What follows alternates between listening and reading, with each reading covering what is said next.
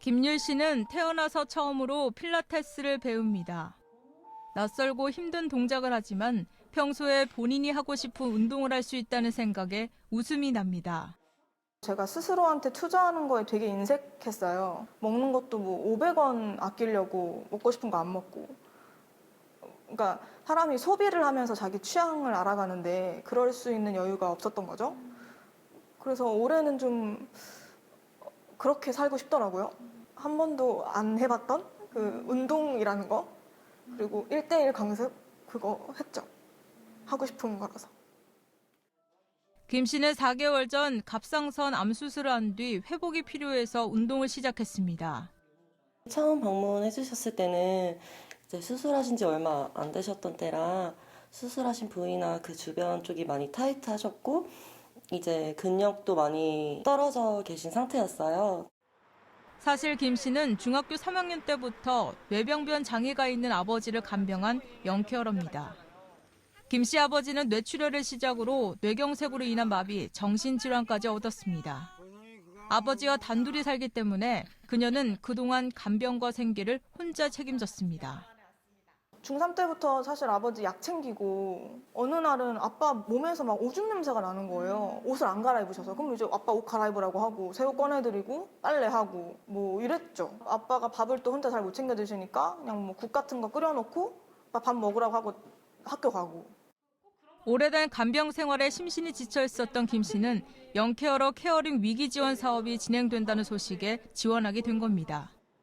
만 19세 이상 39세 이하 간병을 하고 있는 청년 17명을 대상으로 실시된 시범 사업입니다.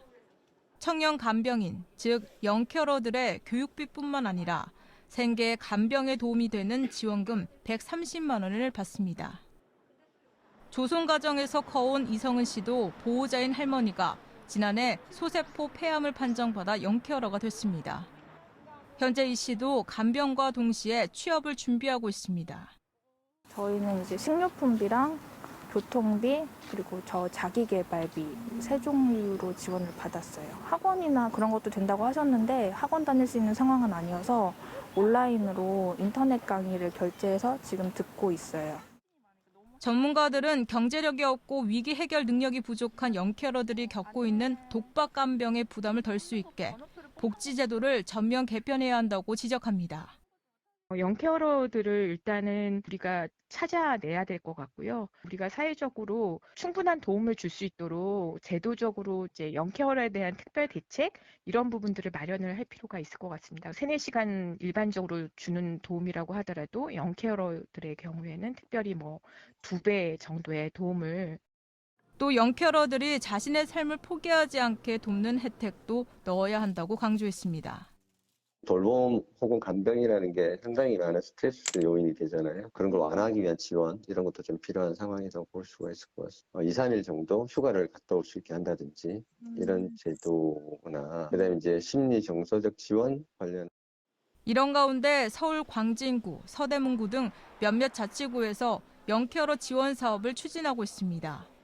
특히 광진구의 경우 올해부터 요양보호사, 병원 동행 식사 지원 등 돌봄 서비스를 최대 500만 원까지 지원합니다. 하지만 영케어러 인구수를 집계한 통계가 따로 없어 지자체별로 전수조사를 하는데 어려움이 있는 등 한계가 있습니다. 고령화 사회로 접어드는 현 시점에서 영케어러들의 고충을 해결하는 실질적인 대책이 세워져야겠습니다. TBS 정진명입니다.